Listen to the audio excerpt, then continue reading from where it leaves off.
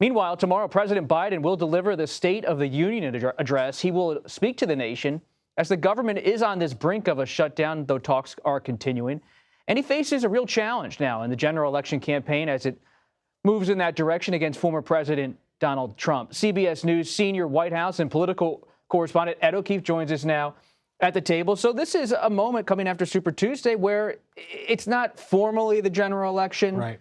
But it's informally the general election. How is the president expected to handle it? They're going to try to use it as a kickoff to this general election season in hopes of trying to turn around those numbers, especially when it comes to concerns about the economy, his ability to serve longer, as he is already the oldest president, and try to set some expectations for what possibly could be done by Congress in the midst of this election year. We know he has spent really since December thinking about this speech, but most intensely in the last few days at Camp David with his senior advisors.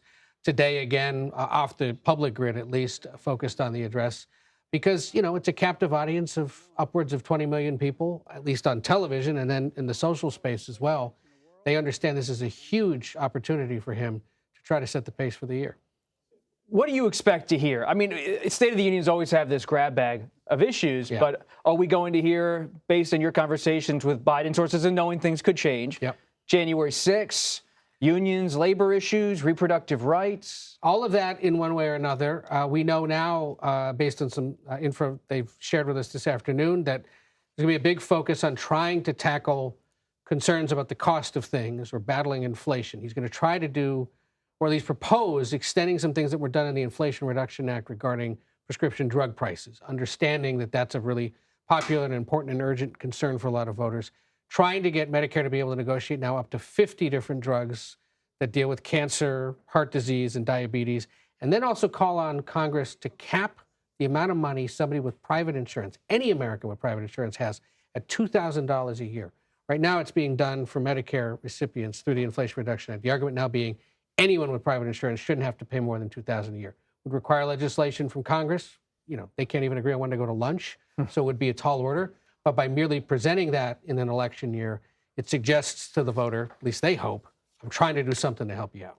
I'd like to bring up a statement from earlier today from Senate Republican leader Mitch McConnell. If we could show that. He said, quote, "It should come as no surprise that as the nominee, he will have my support. During his presidency, we worked together to accomplish great things for the American people." So McConnell, someone who essentially stopped speaking to Trump after December 2020, and especially after January 6th, now supporting Trump. Speaker Mike Johnson supporting Trump. How does the Biden White House want to position the congressional Republicans as the party of Trump, if at all? They're certainly going to continue to blame them, especially if things like funding for Ukraine don't get passed here in the coming weeks. The president's made very clear he thinks it's the MAGA wing of the Republican Party and MAGA-backed lawmakers in Congress that are holding this up. Not to interrupt, is there any debate inside the administration about how much to lean into Ukraine? Because do they still see it as a winner, not only for them on policy in terms of their foreign policy, but politically?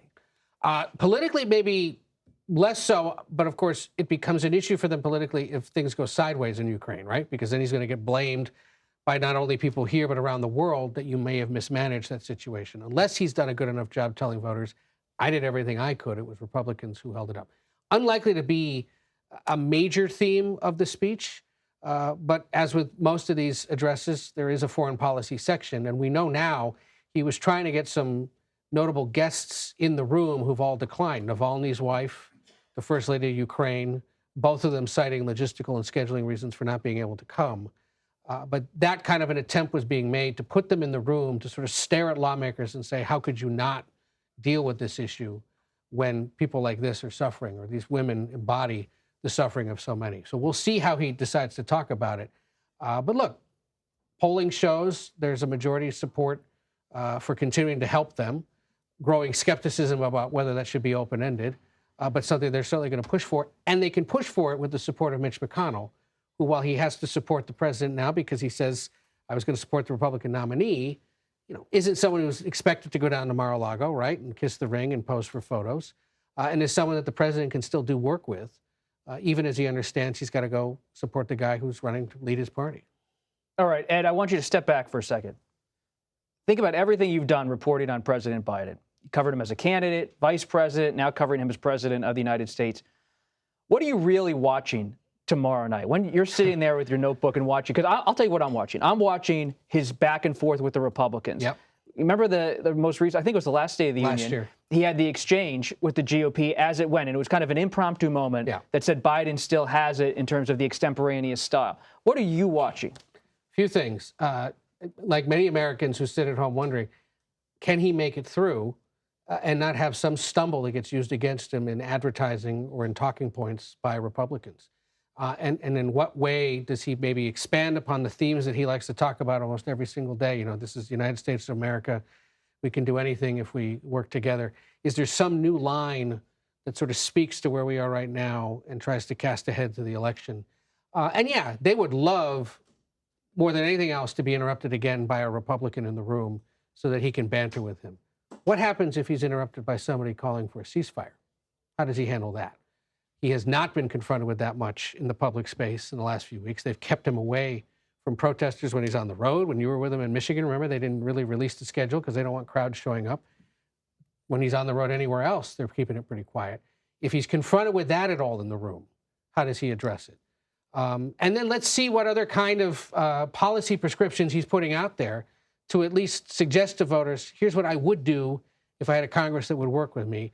We know a lot of it will focus on the economy, but they usually have some trick up their sleeve. On the Israel point, it's interesting. He and Vice President Harris have spoken in recent days about the need for a ceasefire. They have. She more forcefully than him, perhaps. And they're certainly waiting to see if Hamas ever agrees to anything.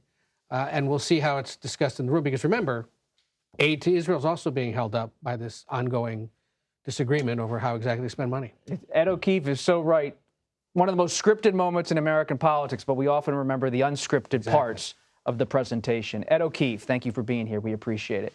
Our special coverage at CBS of the President's State of the Union address and the Republican response, that will begin tomorrow at 5 p.m. Eastern here on CBS News, and again at 8 p.m. Eastern. You can stream the speeches right here starting at 9 p.m. Eastern.